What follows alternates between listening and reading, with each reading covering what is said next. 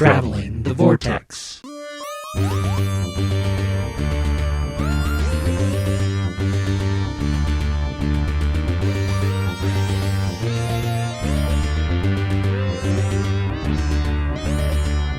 We've joined the Doctor, that mucky pup, as he travels the Vortex and arrive at episode 484. I hate trolleys. They're just Daleks without the interesting bits. I'm Keith. I'm Sean. I'm Glenn. How are you guys? Pretty good. Doing well. Anybody do anything fun this week? I broke down and made a purchase. What'd you buy?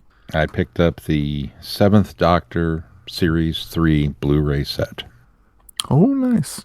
I now have the long missing from my collection, Curse of Fenric. Finally. Finally. And that was your last one, right? That was the last of the classics that have been available that I did not own. And now I feel the need to go ahead and start replacing on Blu-ray, and I blame Glenn. So, of the Blu-ray sets, is that the only one you own, or do you own another one? Well, yesterday, actually it should be delivering today, because I had some Amazon credit. I should be receiving the 4th Doctor Series 7, and then I will own 2. Oh, okay. Oh, okay. So yes, I bought it, but it's not yet in my possession. I have them all. I'm actually ahead of you on something, finally. You're very much ahead of me. I was able to get The Invasion. Oh, yeah. Oh, were you? Yeah, Sarah got it for me for Valentine's Day. It Very finally cool. dropped in price. Nice. Very cool. That's such a good one. Yeah. I, too, made a big purchase. I bought a washer and a dryer. It's unfortunately That doesn't sound like fun. not Doctor Who related. Yeah, well, our dryer, no, not our dryer. Well, our dryer's going probably out too, but our washing machine's, it's been kind of on its last legs for the last year now, but it's got a part that's going out that I could probably replace. But the washer and dryer, we got them, my parents got them for us when we bought our first house about 20 years ago, almost 20 years ago. So they're almost 20 years old. So we decided... Please don't make me feel that old. We decided that it was time to just go out and buy a new washer and dryer. So we used our last stimulus check for that. And then, of course, I did get around to doing the taxes this week after the big computer debacle last week. So I got those done. Got money coming back from those. So Nice. that was pretty much it. I didn't watch anything other than WandaVision this week. I've been keeping up with that, or last week. Good episode. Yeah, still enjoying it. It was a good episode. So good. Did you guys watch anything? I read a book, What'd you read? All Flesh is Grass. Not an the actual Doctor, book. not the Doctor Who one. Yeah. Not the Doctor Who book. There's another book named All Flesh is Grass, which I did not know about until I saw it on my mother's shelf. Oh, is that right? Boy, Yeah. Did you guys know it was a book? Only I didn't know it because was a book. only because when I was searching up it on Goodreads to add Doctor Who, All Flesh is Grass, that it came up as one of the choices. It's I pretty knew good. it was based on a line from Shakespeare, if I'm not mistaken. Oh, is All that of the- where that's from? I think all of the Time Lord Victoria's titles came from Shakespeare in one shape or form. I could be wrong on that, but I believe I read that somewhere. Well, it's Is it written good? by Clifford Simak. And the premise of it is there's this small town where this barrier/dome goes up over the city, except it won't let any living thing out. Like, they can toss inanimate up, and like cars can go through it if they're empty, but nothing can get in or out. And it was put up by some sentient alien plants. And you follow along with this guy who kind of discovers it and then becomes a spokesperson for the plants, and they want to come over to Earth through this alternate dimension and help humanity and partner with them. And it's really good and really interesting. I just wish there was an epilogue to tell me how everything worked out, because it kind of ends in a way that's like, okay, that's our resolution, but that's only a partial resolution of, okay, that's the motivation behind why this could work. I want to know that it actually does work. Did you sort look? of situation. Did you look to see if there's a follow-up novel to it? I haven't yet. I don't think there is. But that's a good point. I should look that up. It sounds interesting. It is. It's a quick read. Apparently, this guy used to write for like Outer Limits, and he's described as a I forgot the word, like master of sci-fi. I'd never heard of him before. What's the author's name? Clifford Simak. Doesn't ring a bell with Clifford D. Simak. Not familiar either. He won a Nebula Award and has been awarded 3 Hugo Awards. He was named the 3rd Grand Master by the Science Fiction and Fantasy Writers of America. Huh. How old's the book? It was written in the 60s. Oh, okay. So if you go on Goodreads and read the description, it says something along the lines of, long before Stephen King and put a dome over a city, Clifford Simak did it first. But it's definitely worth reading. I was able to get a digital copy from the library. Huh, I'll be darned. You didn't just take the one off your mom's shelf? I was going to, but I hadn't gotten back there by the time I was ready to start. Oh, I see. And the library had a copy. Sean, how about you?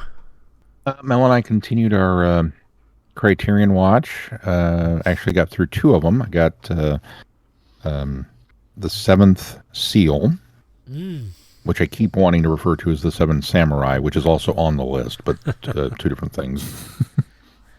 Which, I was familiar with, but had never actually sat down and watched. And I remember Monty Python and the Holy Grail poking fun at 7th Seal in their trailer. I did not realize how much they stole from it. Yeah. That it's pretty much Monty Python Holy Grail is pretty much the 7th Seal, but without the jokes. Yeah, I was just saying, sans the humor.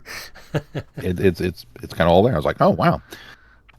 I can see why it's regarded as a classic. It's not exactly one that I think I would rush back to rewatch, but it looked good. It's very pretty. Yeah. And then we watched Swing Time with Fred Astaire and Ginger Rogers. Ooh, love that movie. Which is one that I'd never seen. So love that was also quite enjoyable. Well, it was enjoyable up until the Bojangles. Oh bit. yeah, it's of its time. It's of its time. I have to keep biting my tongue at times because there's just nothing quite like, hey, look how great this is. Oh, and there's a blackface routine. Okay. Yeah. And it's such a travesty in a way because that set is so amazing. I mean, that whole dance number is just incredible with how it's put together. Except it's in blackface. Right. It's just, yeah. It's not a very woke film, that's for sure. That is for sure. 1930, whatever it was. So, cool. Well, should we talk about some news? Yeah. We all will have a new book to add to our read list because Alex Kingston has written one for River Song. It is called, The Ruby's Curse, a River Song Melody Malone mystery. Returning to melody, eh? Yeah. So I'm looking forward to reading her take on River. I think she's probably has one of the best handles on it. So, what was that? I just read it. What was that book that the last book that had Melody Malone? Dang it! I just read it last year. Was that the one that came out like when the season came out? Yes. I don't remember. I can't for the life of me remember what it's called. Anyway, yeah, I like that one, but I don't think she wrote that one. So it'll be interesting to see, as you said, her take on River Song and Melody Malone. Cool. A stylish sci-fi noir adventure is how they're billing it. Coming out May 20th. What else we got? Big Finish has some early adventures excitement happening with some prequels and some sequels. First off will be After the Daleks, where we discover what happens in the aftermath of Dalek invasion of Earth, with Carol Ann Ford reprising her role as Susan, kind of exploring what happens as London cleans up after the chaos. And then we have The Secrets of Datsen, where we learn about the events preceding the Abominable Snowman, which is written by our good friend Andy Frankham Allen. It will also feature Lauren Cornelius taking on the role of Dodo. Why do I know that name? Lauren Cornelius or Dodo?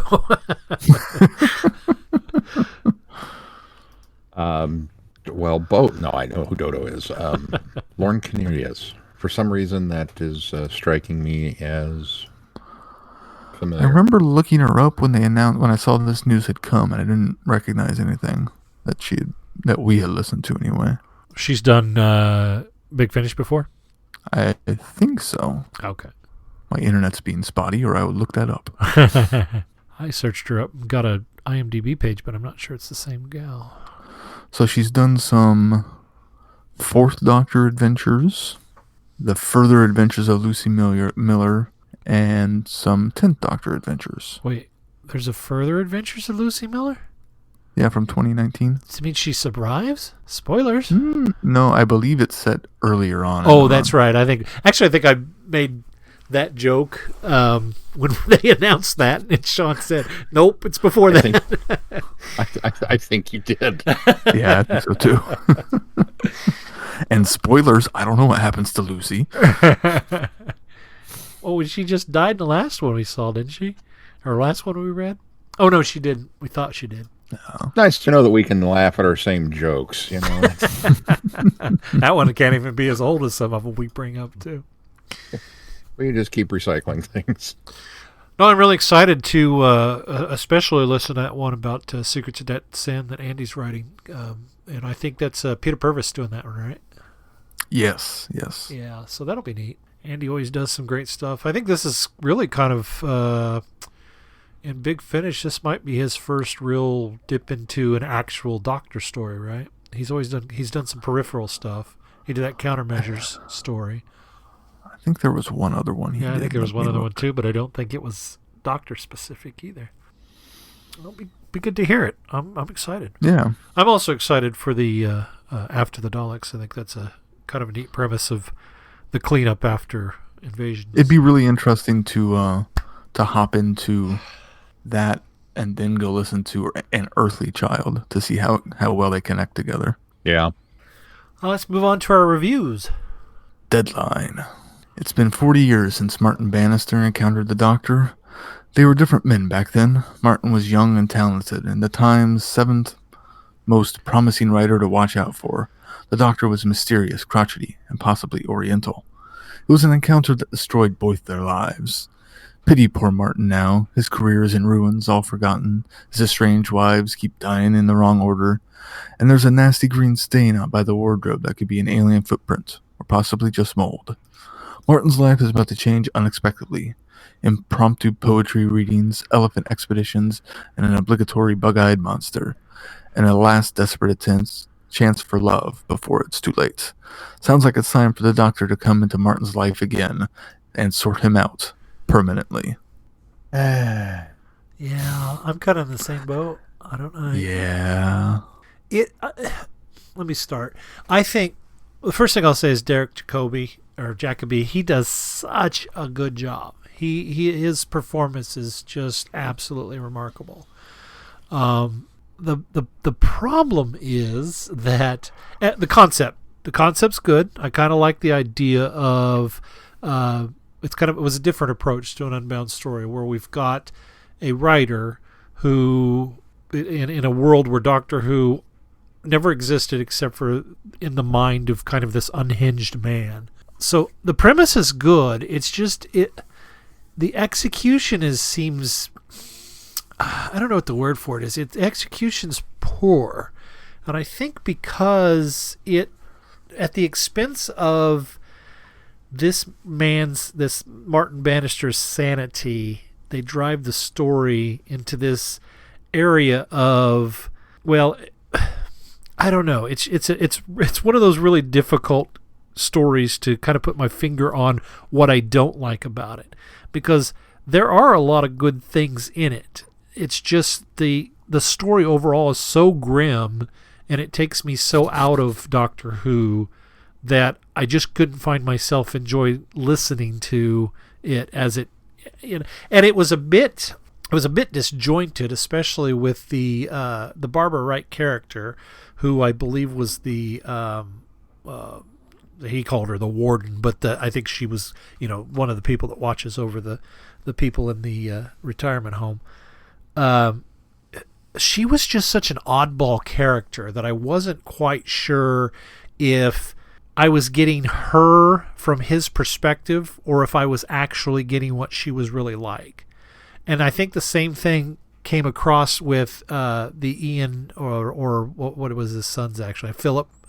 The Philip character, I wasn't quite sure, especially towards the end, whether I was getting the son's actions based in the perspective of his father or if that was actually how the son was, because both of those characters seemed very over the top to be just characters in this story. But it's not clear enough if we're getting it from Martin's perspective or not. So that was odd and off-putting for me as well. I also I think I expected more from the interaction between him and his grandson, that he gets to put aside his imaginary granddaughter of Susan and try to connect with this grandson, but that sort of kind of falls flat too. And so just all of that together was problematic for me. Keith?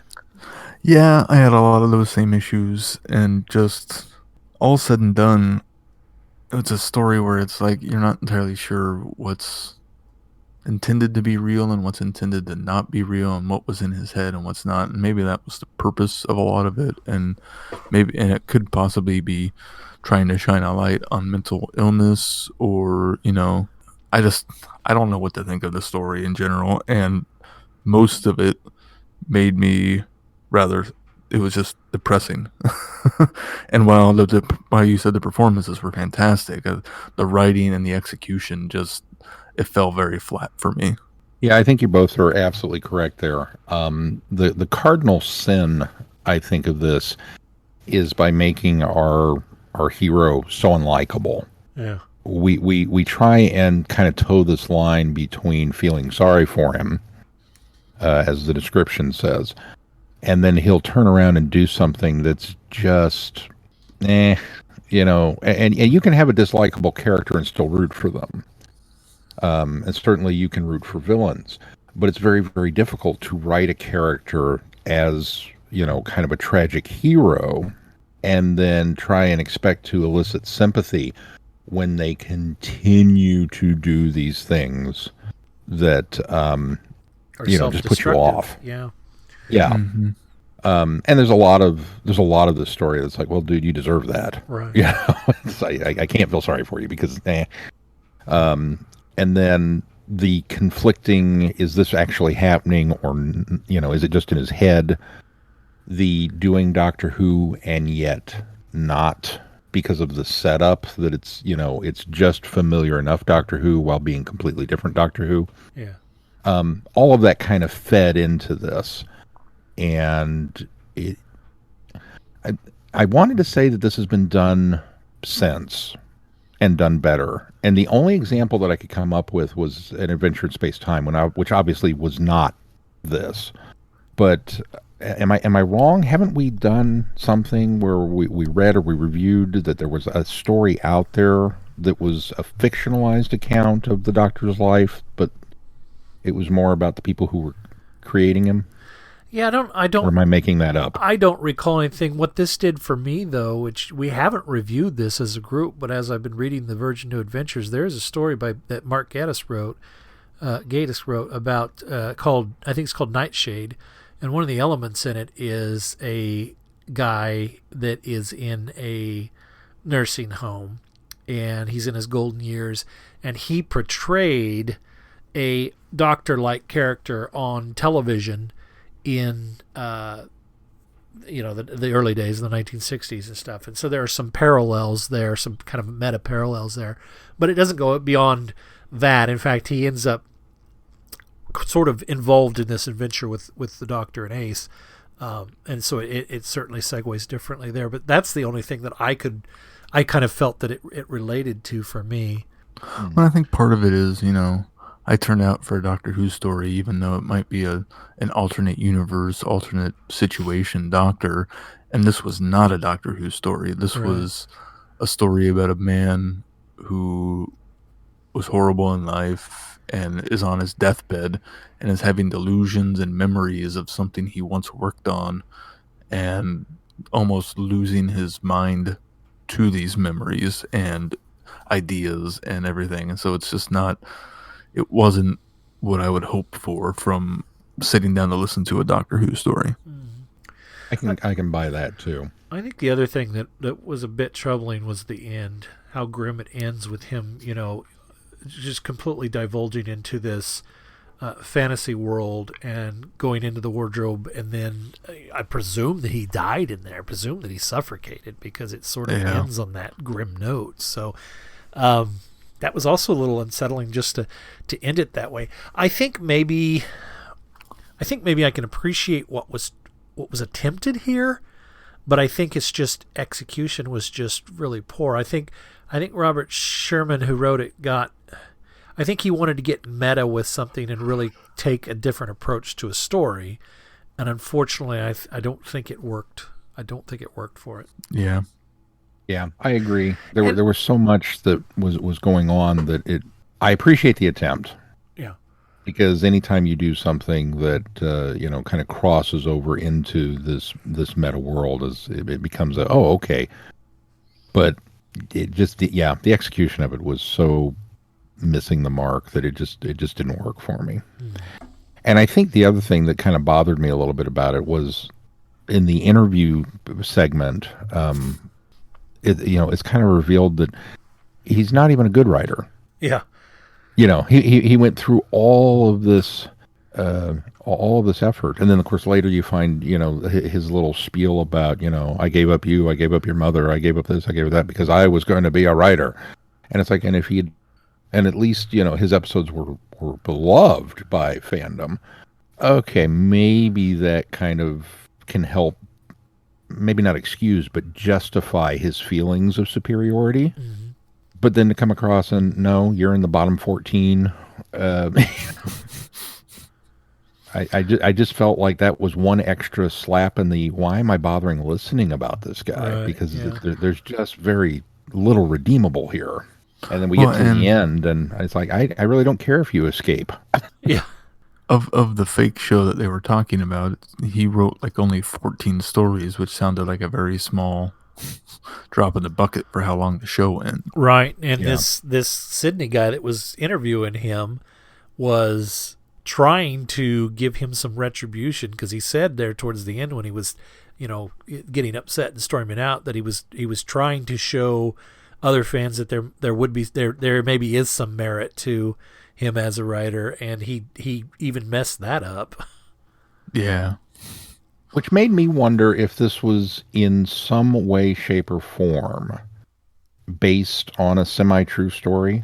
If perhaps Shearman had encountered a Doctor Who writer who was maybe responsible for some clunkers, and he went into it trying to justify and this is going to be great. I'm going to set the record straight on the fandom is wrong about these episodes, and then the guy came off and just completely blew him off or something. I kind of wondered maybe if that had something to do with it. I didn't do any research to find out otherwise, but could be. It's not something I've heard, but it just smacked of just enough truism. Yeah, there's no reference of it in the TARDIS wiki, but that doesn't mean anything either. Yeah. Right, and Sherman's been a long-time fan, so. But yeah, just this was just a miss all the way around for me. It just didn't work. Me too. Well, should we move on to the next one? I don't know if there's any more to say about this one. Yeah. Exile. Are you sure you're not the Doctor, eccentrically dressed as a guard? No, I'm definitely a guard, sent with a report from the Castellan's office. I'm afraid the Doctor has escaped.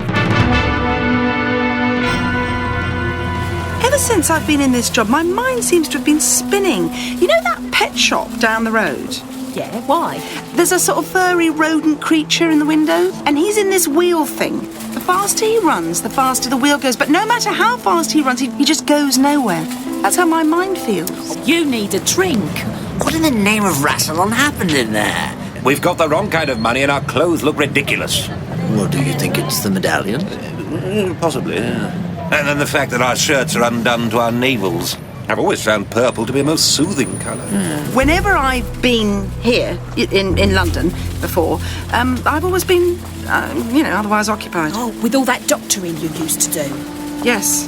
Why'd you give it up? I suppose you could say you wouldn't expect to find me here. Well, that's the idea.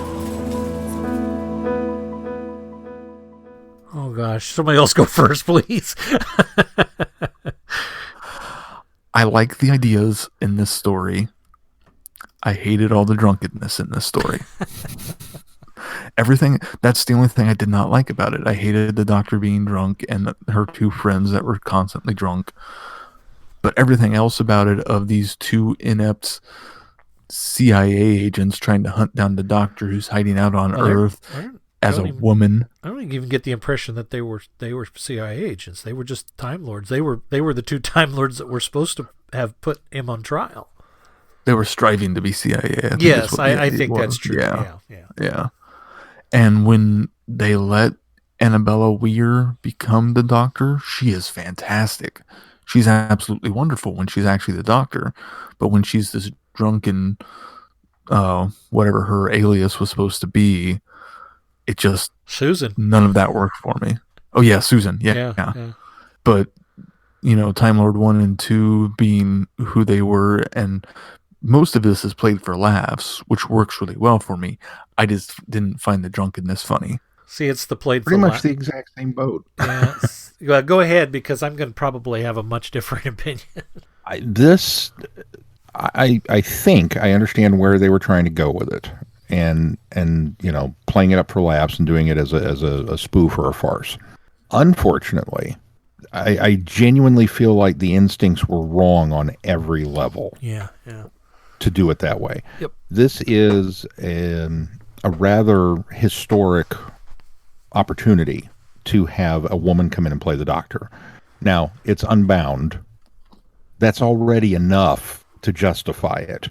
We didn't need the whole, suicide pact changes sex. Yeah, that seemed like a really, first of all, really lame. Really offensive is what it is. Offensive. To work that caveat in of how that was supposed to work. It's like, you're in an Unbound story. All the rules are off. I get it.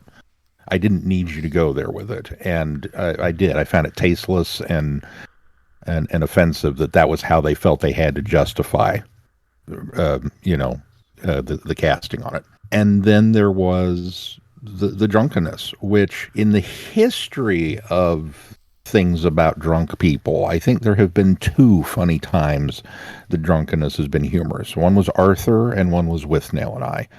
And that's pretty much it. It's never been something that's appealed to me personally. And it's not just that they get falling down drunk or they get stupid drunk. It's that they get obnoxious, belchy, vomity drunk. So it's not even cool drunk. It's gross drunk.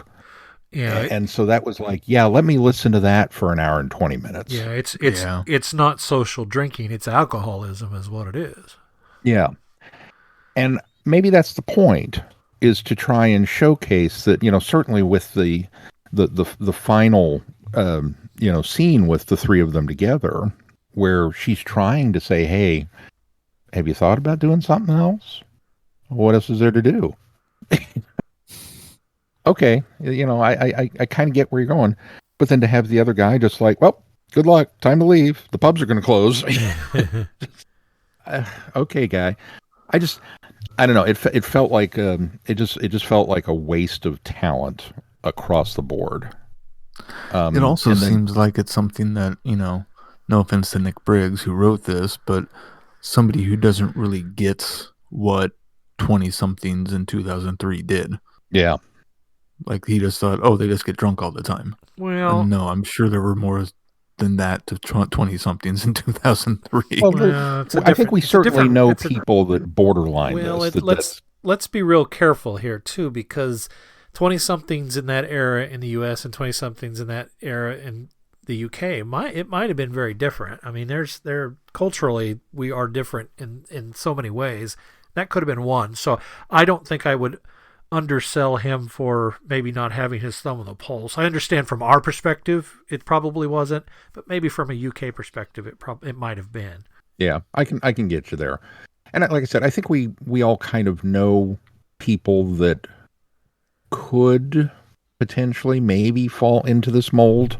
But I think in my entire life history of every individual I have ever known in my adult life, I think I only ever know one that I would consider a barfly.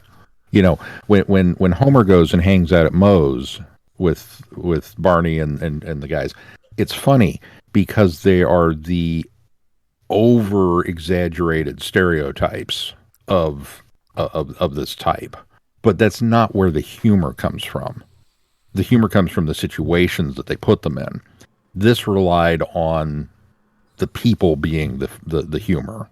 And that's really kind of where it fell down, because they didn't put them in any circumstances that would be overtly funny, other than missing out on an alien invasion. But I chalk that up more to the funny on the two wannabe CIA agents. Yeah. And really even that the only was time borderline. And really the only time the Doctor was humorous when she was drunk was when she was talking to herself, and that was mostly when the other version was talking to her. Did anybody find that confusing? Just a little bit. Yeah. Nicholas Briggs was portraying the Doctor. I think the problem that I had with this is a lot of time in past stories of Unbound, we've kind of put our perspective from the Doctor's position of where he is in his timeline. If he's of this, starts off as the prime timeline. The first story obviously was I think we all kind of agreed was the first Doctor had he not left. The second story I think we all agreed was a different regeneration from the second Doctor to the third Doctor. Of course, then we've kind of deviated from that in the stories beyond that. But in this one, it's almost like it's meant to be, because it starts out at the trial before the Doctors arrive, because the warlord is being, and his people are being sentenced at that time. Mm-hmm. And so I think you're supposed to be, at least you're supposed to think that this is the second Doctor's trial after everything has already happened, and accept what happens if the Doctor didn't show up to his own trial and ran off and hid. And I think that was the angle that was being taken here. So the problem with the previous Doctor is Nicholas Briggs never really plays that Doctor as though it was Troughton or anywhere close to that. And so that's a little off-putting to me, because you're putting me in a perspective of this is where this starts from, but this is where the story changes, only to throw me back and say, well, this is the previous Doctor. So, okay, wait, no, it wasn't the Troughton Doctor. It was this Doctor, because you're not portraying this Doctor in any way like the Troughton Doctor. So what are we doing here? So that to me was confusing and kind of contradictory to what was being done here. I think that I was going to come to this rather critical, and then I thought, no, I'll back off a little bit, because maybe there's more here and you guys will sell me on it. But the fact that you guys dwelled on the alcohol for so long justifies. The story dwells on the alcohol. Yeah, for so well, long. that's what. But you guys talked about it for so long that tells me that I was right in thinking that the story dwelled on it too long. The entire story is her hiding out and living in a bottle. I mean, that's basically what this whole story is about. And so there's nothing here. There's no substance to this. The only substance to this story are the two Time Lords that are trying to track her down. And from the humorous angle of it, if they're going to make this a funny story, those elements were right, but everything else around it was wrong, because as Sean pointed out, they were trying to make the alcoholism be part of that humor, and it doesn't work. It doesn't work at all in this story. So you've got elements that are also contradictory. I think David Tennant and Toby Longworth were fantastic. Every time they were on, there was a spark or an element of sort of an Adamsium or even maybe a Pratchett style to the humor there. And so that's what I was hoping this story would mostly be. that it would be in the vein of those two authors, of how their storytelling is, because that's how it kind of felt like it was being set up. But then it crumbles every time we get the Doctor. I think the only other funny part that I chuckled at was, and this did have to do with the time that she was drunk, was when the one guy in the bar was staring at her, and Cherry kept pushing her to go over and talk to him, and she goes over there mistaking him for the Master and does the Venetian Keto on him. I thought that was funny. That was played for humorous effect, and I thought that worked. But really, as far as anything else, that was the only thing that worked. Well, and the part of why that works so well is the joke of she goes through the list of all the different names, and it's all the actual actors' names. Right. It's a tongue-in-cheek meta thing, is why that joke is even funny. Yeah, well, I mean, that was kind of an icing on the cake. The fact that she's mistaking this guy for the Master, I think, was funny enough, but that kind of added to it, I would agree. I also had the story been... I'm sorry, go ahead. No, that's okay. I also thought one of the other funny moments, and again, this goes back to the Time Lords, who I think were funny, was the reference to the fact that they've showed up and they've been compared to Starsky and Hutch because they assumed that they were coming to the 70s. Yeah, and it actually is much later in time. So they're not quite dressed for the era. So I thought that was funny, too. But again, I think the Time Lord references, or the Time Lord piece of this, actually did work and were funny. That's the thing, is had this whole story, had this been a Dr. Light episode that featured primarily on the two agents, and the Doctor was barely in it, or maybe even not in it at all, or maybe that would have been the hook, is they go through this whole song and dance number looking for the Doctor, and then we get to the end and realize that she has been under their nose the whole time. Okay, that maybe would have been a cool and interesting story for the Unbound. Right. I think there was more than enough material just from the fact that you cast a woman as the Doctor that you could have done that story and not bothered with the rest of it. But the marriage of these two ideas ended in a bad divorce. It just does not work. It's a sad... It left a bad taste in my mouth afterwards, quite honestly. And it's a sad statement that twice... they've done stories with a female Doctor, and both were played for laughs. Mm-hmm. That's just to me, that's a sad thing. On top of the whole suicide joke, I think another meta reference point I think I read in this was the Time Lords using the rubber mask to break into the transmission in order to try to lure the Doctor out was a reference to that. Chicago incident where during, I think it was Horror Fang Rock, and somebody broke into the transmission with a Max Headroom mask on. So I think that was Nicholas Briggs' nod to that. I think I read that somewhere. Unfortunately, the substance of it just doesn't work. The story does get some credit for some Quark love. even though they poked fun at the Quarks the whole time. I wondered how you were taking. I wondered how you were taking that every time. Although she defended them, she was making them. Yeah, sound. She was making them sound, vicious. But nobody else was buying it. Well, she didn't point out the Daleks can't handle stairs either. I mean, come on. Right. Not to put too fine a point on it, but isn't it interesting that the Quarks show up in an audio? And it's the farce. Just saying. Well, I think it's also sort of warmed my heart that she talks about meeting the Quarks several times, and as we know, the Doctor's only encountered the Quarks once on screen, but has encountered the Quarks many times in the 1960s comic series or comic strips. So yeah. I counted that as a win. I just wish this would have been better. Yeah, me too. It's striking that suicide becomes a element of both of these stories this week too. So if in fact, that was a unintended suicide at the end of the last story we reviewed. Strange that they paired up that way.